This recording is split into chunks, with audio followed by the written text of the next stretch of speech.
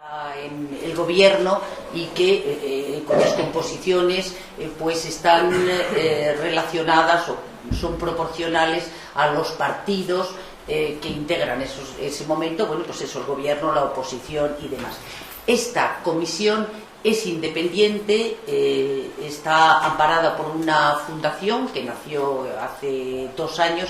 Si ya tenía independencia, ahora mucho más, porque bueno, esto es como la mujer del César, además de serlo, conviene que parezca. Entonces, esta comisión de arbitraje, quejas y deontología está amparada por una fundación y está integrada por los miembros, hay pocos periodistas, hay exconsejeros del Consejo Constitucional, del decano que fue del Colegio de Abogados de Madrid, es decir, está en Mendizábal, Martín Mingarro, una pedagoga que es Carmen Guaita, está un expresidente de la FAPE, González Urbaneja, que me precedió en el cargo, Marisa Ciriza, una periodista que llevó cultura durante muchos años en Televisión Española, dos catedráticos de ética, uno de la Universidad de Sevilla, otro de Madrid, en fin, de la Complutense. Es un conjunto de expertos de verdad que merece la pena y que actúan de una manera muy limpia, y las resoluciones bueno, a veces no están tan pegadas a la legalidad, aunque lo sean, como a la actuación informativa, que es un poco lo que se busca en ese terreno. Este mismo mediodía se le ha enviado, me lo han comentado ahora por teléfono al llegar aquí, se le ha enviado a la Casa del Rey y al Confidencial, a un medio de comunicación, una resolución fruto de una queja que formuló precisamente la Casa del Rey, porque consideraban que había habido una información en el Confidencial que no era correcta y no publicaron además su queja y demás, su rectificación. Entonces todavía no conozco cuál es el resultado. Fijaos con qué independencia actúan, que yo, que soy la presidenta del patronato, ni sé en qué ha consistido todavía. Ahora me enteraré, pero ellos ya lo han recibido, tanto la Casa del Rey como el Confidencial, este mediodía. Entonces, bueno, esta comisión ética es muy importante, pero tiene también un defecto. En la Federación de Asociaciones de Periodistas de España hay unos 22.000 profesionales. También os digo que no todos creen absolutamente en la ética o actúan en esa línea, aunque firmen un código deontológico cuando entran. Y esta comisión, en muchas ocasiones, nosotros mismos no la potenciamos lo suficiente. O sea que tenemos también motivos para la autocrítica en este aspecto. Pero bueno, y dicho esto ya desde el punto de vista ético, casi vamos a entrar en materia. Bueno, hace unos 10 días la Sociedad Interamericana de Prensa, que reúne a unos 300 medios de todo el continente, centró su reunión semestral. Se reunieron en esta ocasión en Denver, Colorado. Centró esa reunión en los efectos de la censura en países como Venezuela, que es uno de los socios, allí tiene varios medios, y en el espionaje a la agencia AP, Associated Press, que según su presidente tuvo un efecto que él calificaba de congelador para el periodismo. Gary Praet, que es el presidente de AP, calificó de falsa disyuntiva el análisis entre libertad de prensa y seguridad. Praet afirmó que la incautación secreta por parte del Departamento de Justicia de Estados Unidos de miles de registros telefónicos de sus corresponsales ha hecho que sus fuentes se sientan nerviosas, y está entrecomillado, al hablar con ellos. Han intimidado a fuentes tanto oficiales como no oficiales, señalaba el presidente de AP. la recopilación secreta de los registros de 20 líneas telefónicas de la agencia entre abril y mayo del año pasado, de 2012, se realizó para investigar una filtración sobre seguridad, según les indicó el Departamento de Justicia.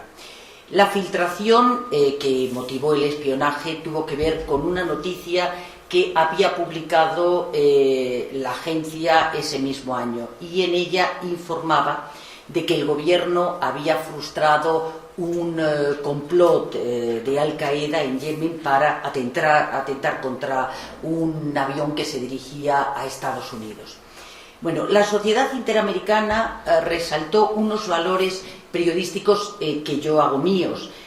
Hablaba de precisión, objetividad, transparencia, responsabilidad informativa, necesidad de luchar contra las extralimitaciones del gobierno y tener presente siempre la misión de hacer responsables a las instituciones de sus acciones.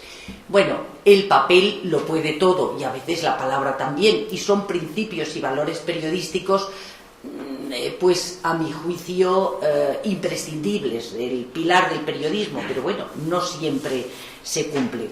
Estas funciones, decía él, el presidente de AP, son vitales para la democracia, y hoy, añadía, debido a los abusos en aras a la seguridad, están bajo amenaza en toda la región y en todo el mundo. Bueno, el presidente de la agencia citaba que a lo largo de su historia, de la historia de la agencia, que tiene 167 años, han muerto 31 periodistas, han perdido su vida en búsqueda de noticias. Eso amparaba sus palabras para pedir responsabilidad al Departamento de Justicia de los Estados Unidos. El periodista, desde luego, tiene un dilema permanente que atenaza el desarrollo de nuestra labor, y es la búsqueda del equilibrio entre seguridad y el derecho del ciudadano a estar informado.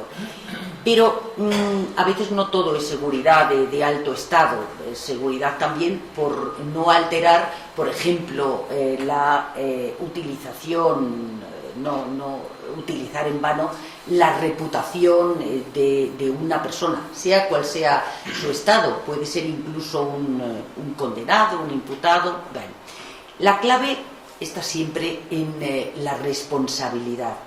De ahí la necesidad del profesional de la información, que selecciona con criterio, contextualiza, valora, contrasta e informa sin olvidar el compromiso que tiene con la sociedad. Y además después tiene que contarlo bien, debe hacerlo.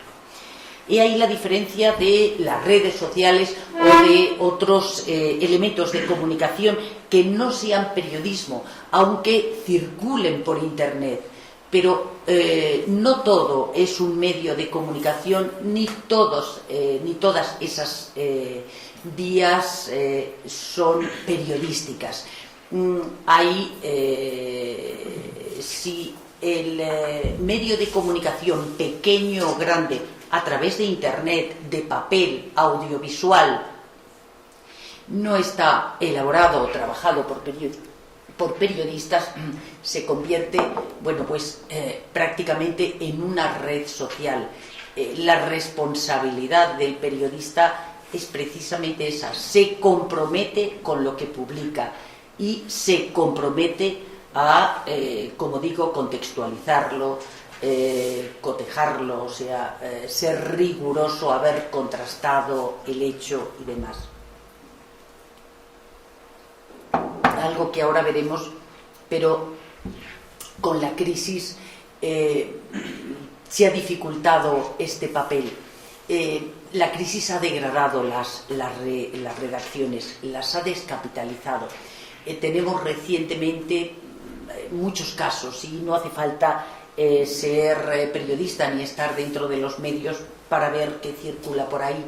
Y ahora mismo muchos medios de comunicación muy prestigiosos se han quedado sin esas figuras experimentadas, con agenda con una trayectoria y un conocimiento que justifica pues el que apareciera su firma casi siempre en las portadas de esos periódicos o de esos medios audiovisuales.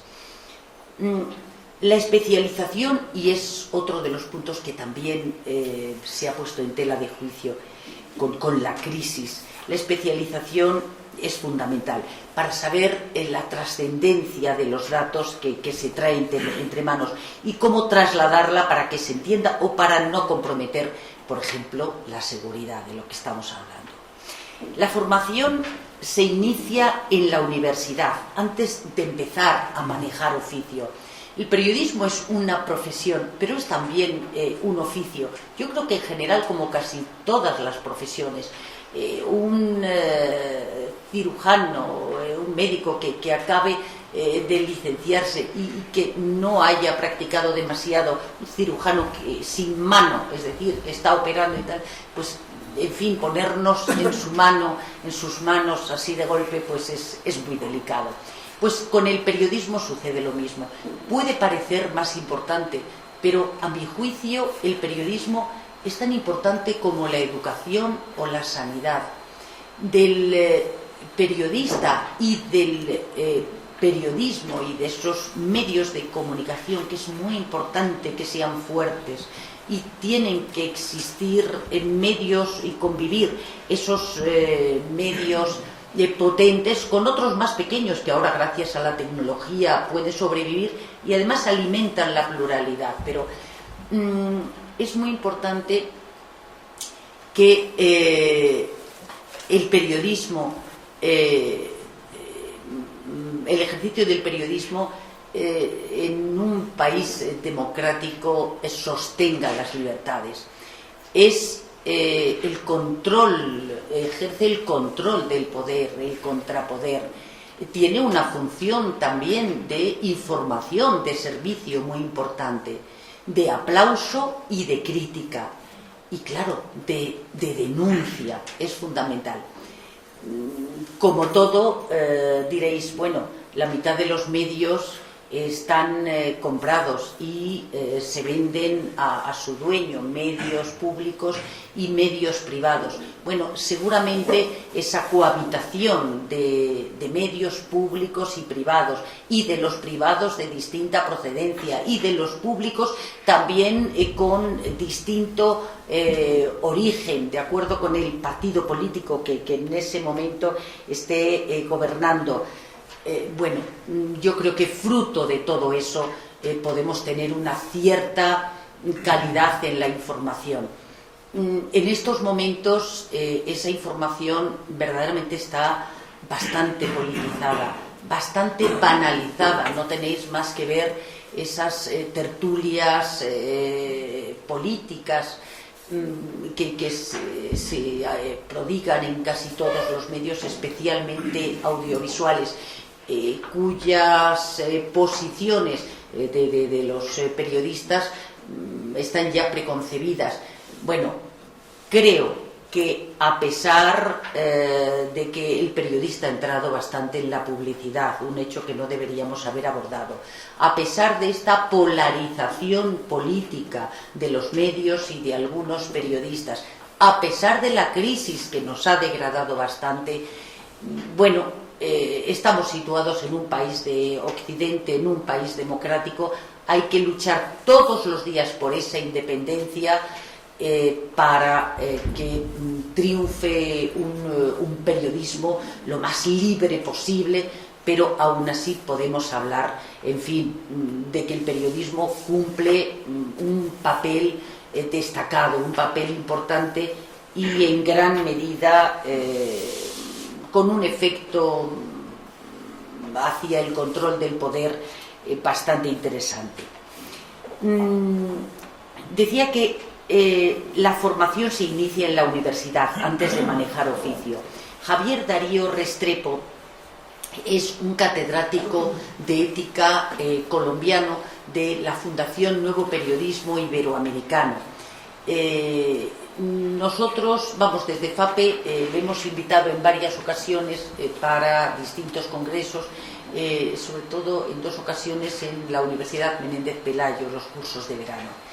Él indica que la formación del periodista, la formación ética del periodista tiene que empezar desde el bachillerato, pero al menos en la universidad, cuando ya enfoca estos estudios, para que cuando salga pueda distinguir entre el bien y el mal, puede ejercer una actuación en conciencia, para actuar en solitario y con rapidez. El periodista tiene que tomar decisiones, yo creo que en muchas ocasiones excesivamente precipitadas. Hay veces que no queda más remedio, en otras ocasiones anteponemos la inmediatez sobre el rigor, algo que ahora creo que con los medios en Internet se está abusando en exceso y estamos perdiendo credibilidad fruto precisamente de este abuso. En cualquier caso, el periodista tiene un trabajo en solitario muy grande y a veces incluso antes de acudir a su redactor jefe, a su director, o ya el periodista que es el redactor jefe o ese director, tiene en su mano decisiones muy delicadas, que ahora, cuando yo os decía que me parecía que el periodista es tan importante, o la función periodística, como la educación o la sanidad, tiene en juego el grado de libertad de un país, la credibilidad de un político, de un gobierno, la seguridad. Todas esas actuaciones que tienen que producirse a veces en un instante precisan una formación en conciencia fuerte, una formación ética y deontológica intensa. El Watergate abrió el camino al periodismo en un mundo yo creo que cerrado por la seguridad hasta ese momento.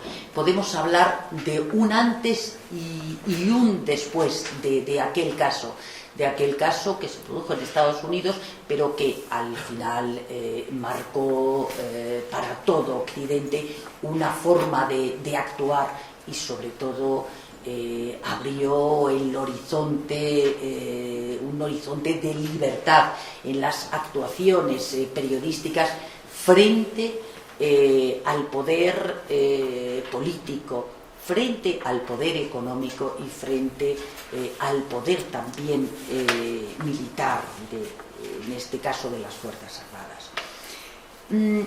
En Wikileaks yo doy menos importancia a estos documentos. Se encargaron a periodistas renombrados, periodistas experimentados, se les encargó la autentificación de estos papeles. Estos documentos tenían que ser cotejados y verificados en cada uno de estos países. Se eligieron los periódicos seguramente de mayor peso específico en el mundo desarrollado, y fueron ellos quienes durante unas semanas, encerrados en lugares casi desconocidos, porque la verdad es que se mantuvo el silencio, me parece mentira en nuestra profesión que eso se pudiera hacer, pero al final fue un periodista o distintos periodistas quienes verificaron estos documentos. Pero el caso Snowden es otra cosa.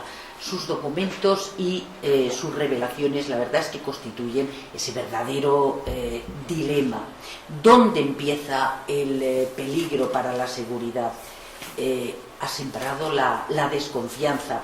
Creo que después del Watergate es el caso, lo de Snowden, el caso de mayor proyección para la desconfianza del poder establecido en Occidente.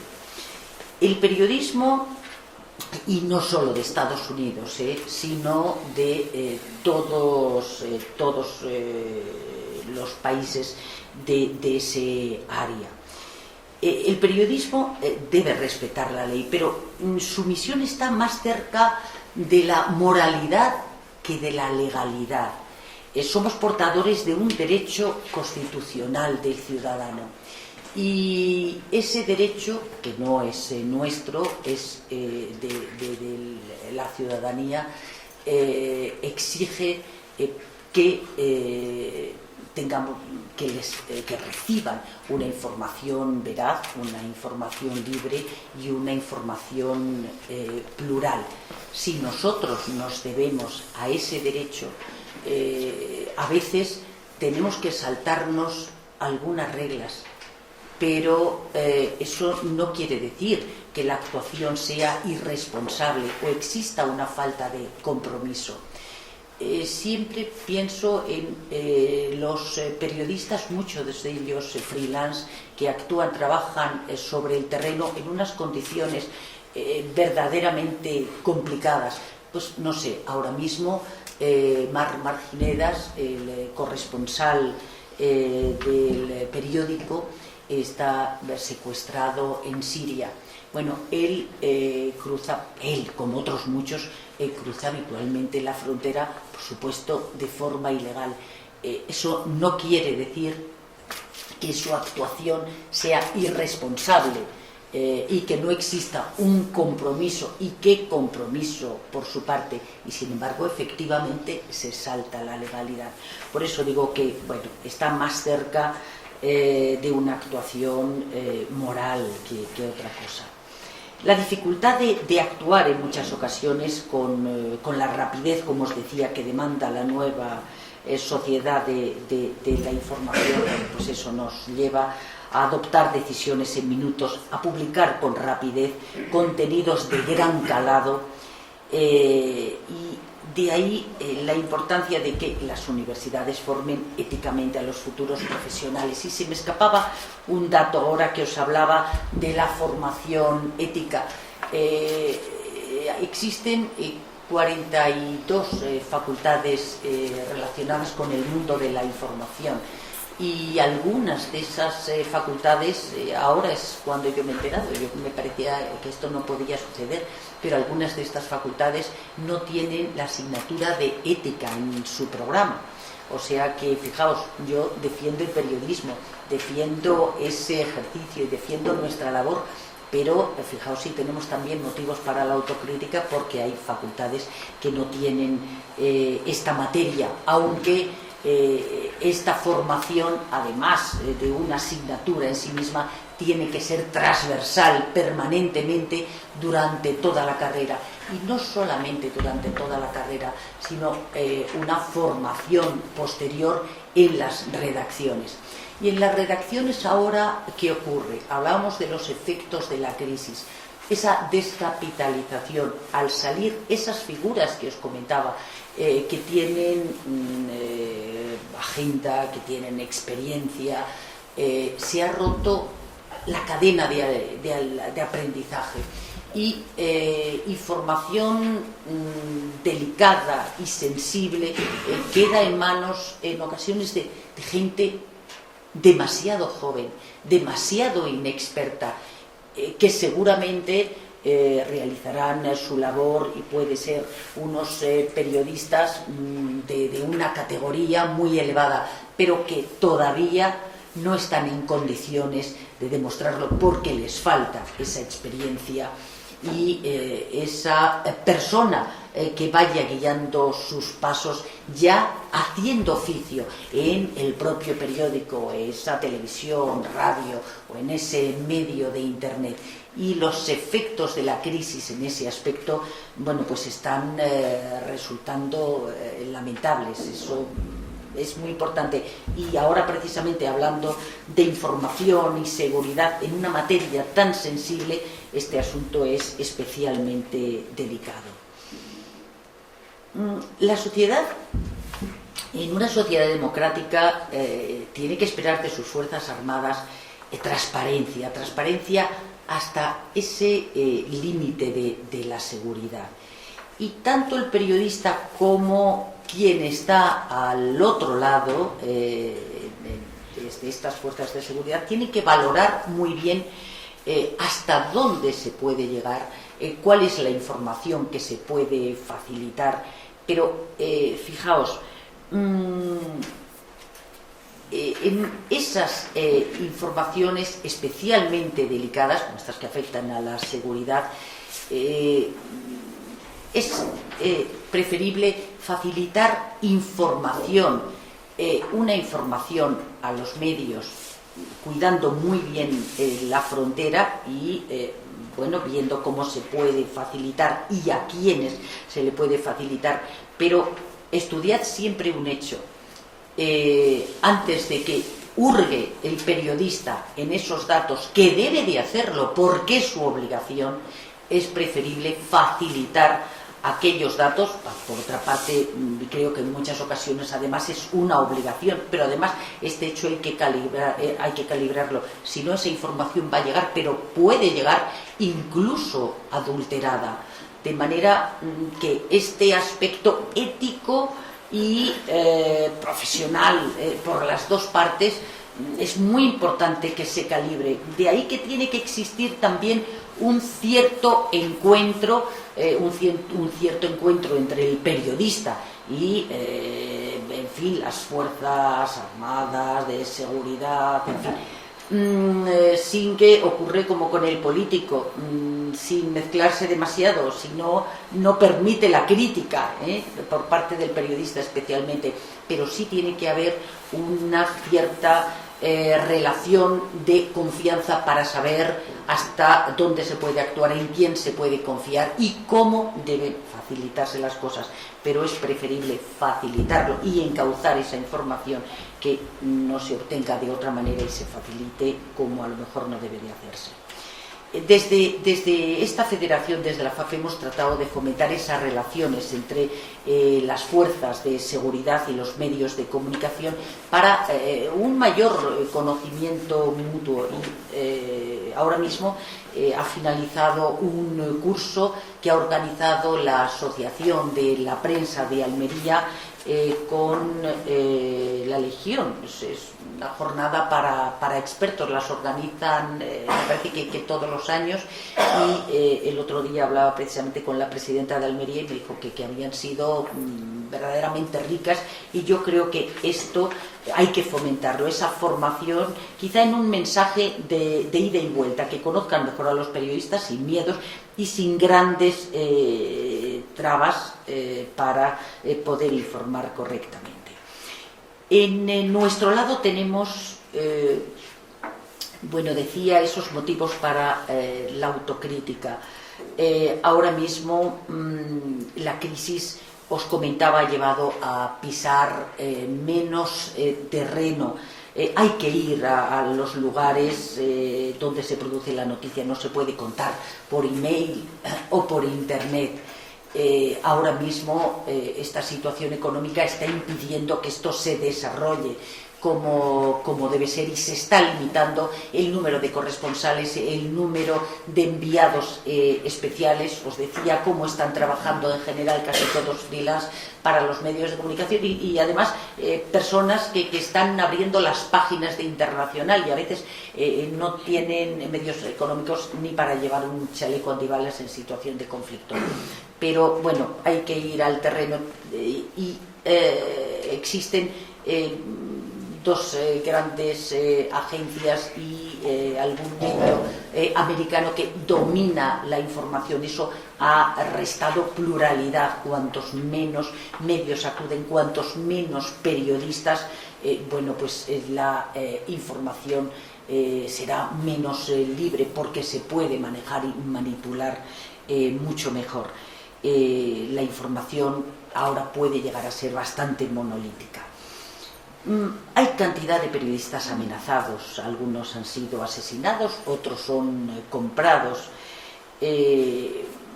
que estamos, después de los casos Wikileaks, Snowden, yo creo que estamos llegando a una conclusión que si antes sospechábamos, ahora ya sabemos, estamos permanentemente vigilados.